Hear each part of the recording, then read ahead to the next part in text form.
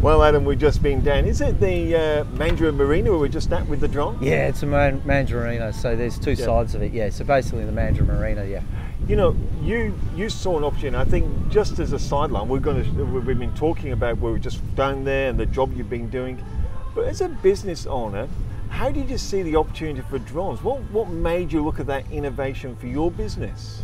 I don't know, I think when I started to get a bit older, I got scared of heights. So I didn't particularly want to get on second stories and stuff, but there's, I don't know, it seemed to evolve from something because there was two-story properties that I was doing inspections, like there's no scaffold and things like that. Yeah.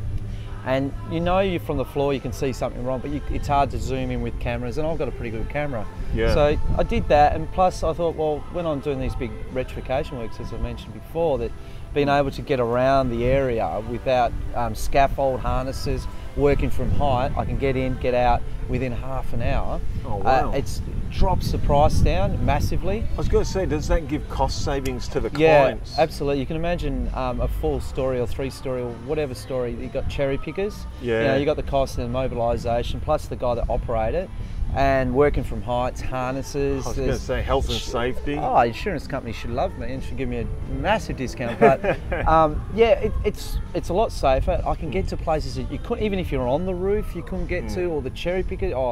Oh, sorry, someone's parked in the parking spot where I need to put the cherry picker in. You know, Yeah. so cost savings is huge, massively, and I can get more of a better idea what's going around the place. The one thing I picked up, and I'm sure people are watching this particular one, you've gone from the stage of, because you are a registered builder, you've done, Yes. so you've got that huge experience behind you and the skill sets to do it, and then you do the inspections. But when you go in, not only can you say, oh, this is wrong, find someone to do it, you can actually go, guess what, and I know the guys who can do this and do this job properly.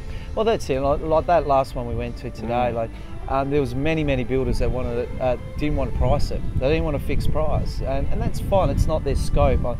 I think I've found you've got to be a bit crazy and sort of know how to put things together and pull things about and spin things around to be able to price something. So if you don't have the information, how do you price it? So with my experience of doing commercial, residential, multi-unit developments, multi-high-rise, I sort of know how I know how things go together. How it works. Yeah. And I suppose because of your experience, you also know some of the pitfalls, some of the traps, so you know what you're looking for to go, hold on, that's going to be expensive, that little bit there. Well, that's it, and that's where the good part of it, if they get me to inspect it and give it overall what's really priority, what's not, and what, you know, general maintenance. I think a lot of these places just don't maintain every year, don't wash down. There's some real basic things they're doing, but either you don't know if you don't be told. If you don't know, you don't know, do you? So it's hard to tell. One thing I did notice about, because you pulled the drone out, we've got the footage, I'm sure, and we'll end up with some more drone footage. But that beast, and I'm going to call it's big. It's cool, isn't it? Yeah.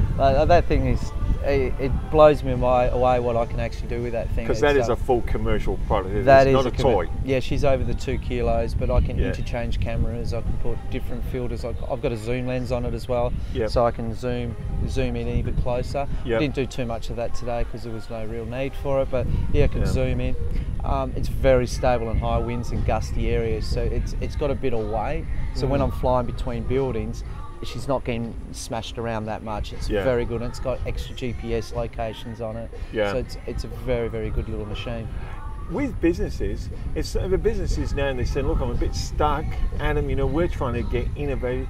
Do you tell them just to look outside the box? Do you always do this? Is this part of your DNA? I don't, yeah, it's probably part of my DNA. I never stop thinking, but yeah, I think you just got to always have something, a little twist to it, something different that if something's affecting you not to be able to do your job or your business, well, maybe there's an opportunity there to bring some technology in, like I have with the drone, that will help with your job as well as your business, and hence it's sort of out the box, definitely out the box.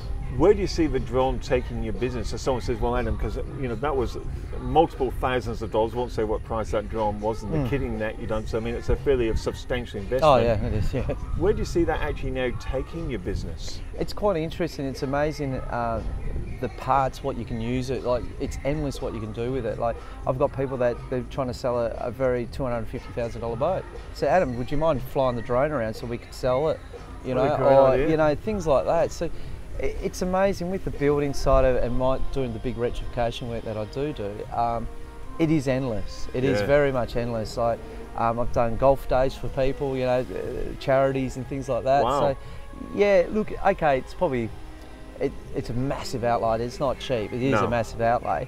I don't expect to get that money back in a very near future. Like you do get these advertising saying you got six-figure incomes. That you look into it. You got to have your CASA license. You got to do your license, then your REOC, and there's a lot of stuff in the back end of that and costs. I was going to say, because not only just the cost of that drone and the camera gear and everything that goes with it, your actual training, your time you invested. They say, well, do your license, but as you pointed out to me, yes, you get your first stage of license, but it's like any pilot license.